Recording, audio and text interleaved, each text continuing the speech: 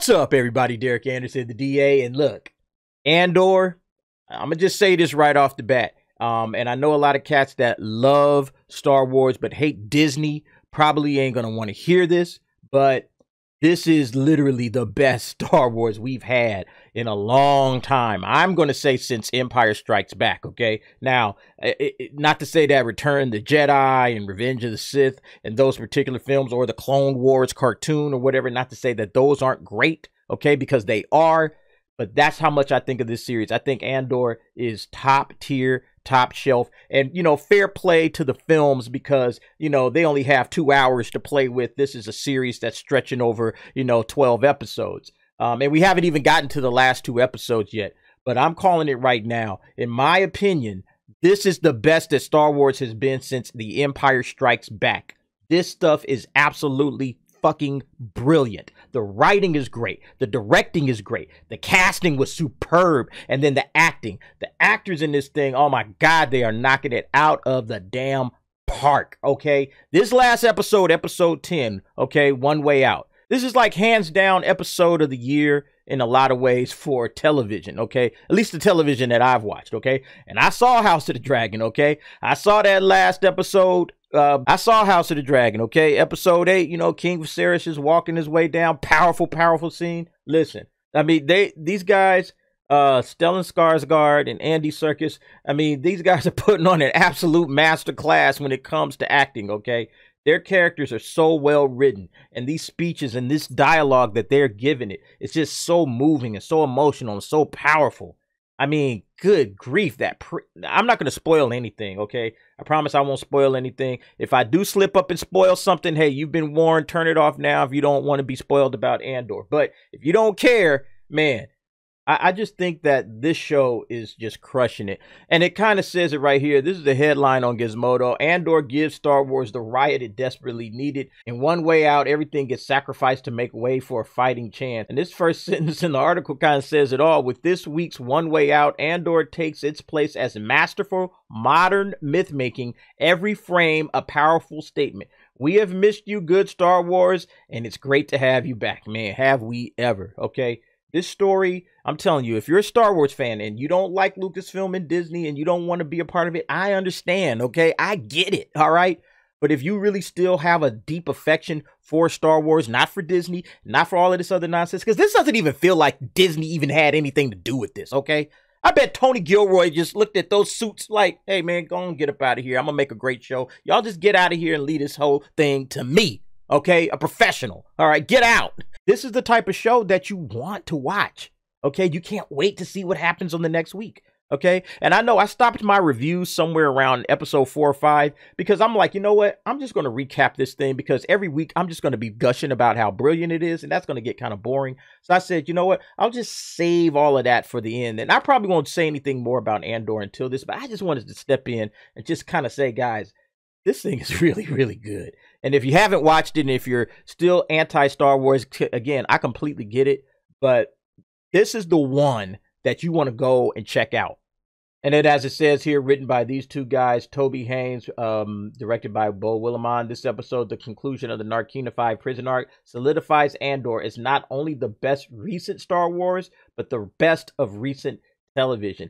It literally is, man. There's been so many shows that you can say have been amazing and brilliant, but this year alone, I would say this is right up there, if not surpassing House of the Dragon. Okay, and you guys know how much I love that show, and I think that this absolutely surpasses it. And listen, you don't believe me? Let's check something out real quick. Now check this out. This is Andor Season 1 reviews. This is just recently, okay? Coming off the heels of episode 10. Let's just read a few of these from the audience, okay? Not the critics and all these guys. Let's just read it from the audience. A fantastic show.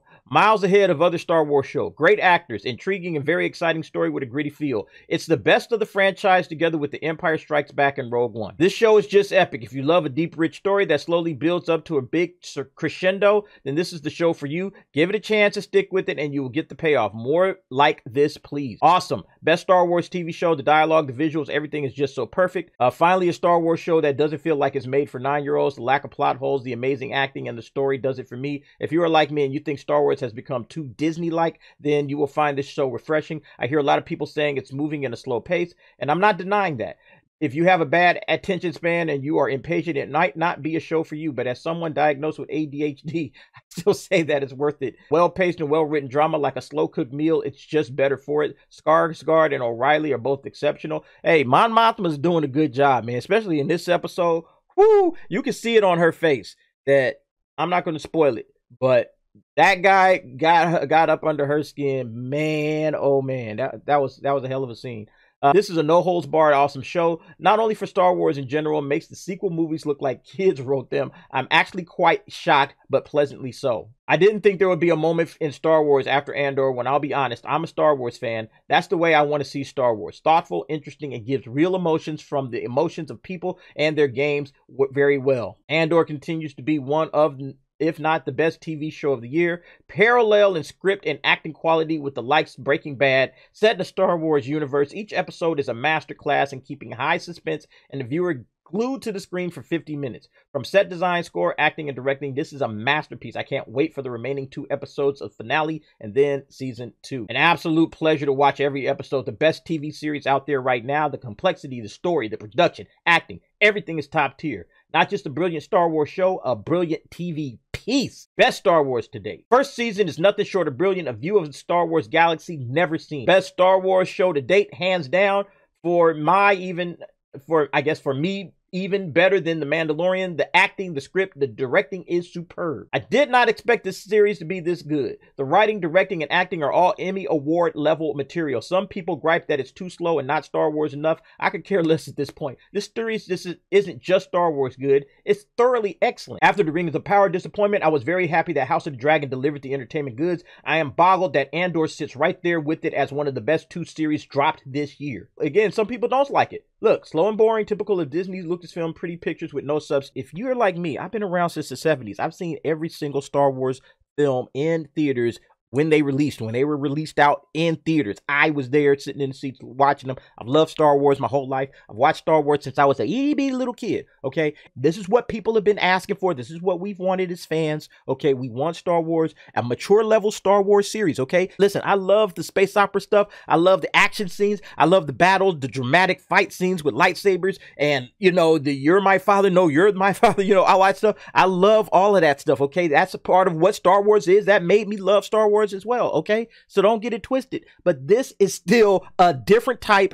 It's still Star Wars, but it's on a different level. Okay, it's just on a different level. You know what it reminds me of? It just goes back to some of those great, well-written novels, like the stuff that Timothy Zahn has done over the years with Thrawn. Okay, some of those great, well-written novels that came out of the EU, okay, that you were like, man, I wish they would turn this into a movie or something. That kind of stuff. That's what Andor is. Okay. A deep dive into the rebellion, a deep dive into the inner workings of the galaxy, the way that the Empire kind of manipulates situations and all of that. It's a deep dive. The question is, if this thing doesn't do well, like, what's Kathleen Kennedy and Lucasfilm and Disney gonna do? Shrug their shoulders. Oh, well, I guess it didn't work. Scrap it, back to the drawing board. We got to come up with whatever the people like. I love it. And honestly, this is the Star Wars that I think most people down deep really want it. And there's a lot of you guys that aren't giving it a chance, and I understand that. But there will probably come a time where you will flick on the channel and be like, all right, let's see what this Andor stuff was all about. And then by the time you get to episode 10, your mind's going to be blown and you're going to see what I'm talking about. Slow. First couple of episodes was a little shaky.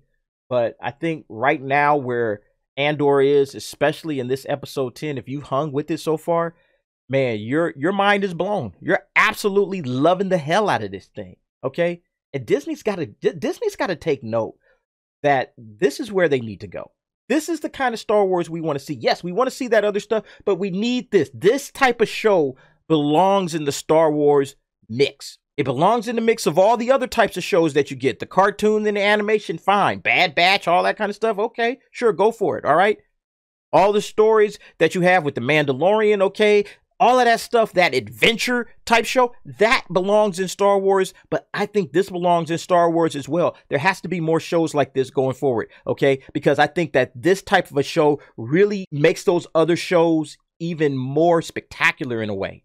You know, when you see where the rebellion started and where it came from to where it ended, it really resonates. It's like, man, it started here and look where it's at now. Man, this is awesome. I hope that they understand how important this series is. This series is a phenomenal series, but I doubt it because, you know how Disney is.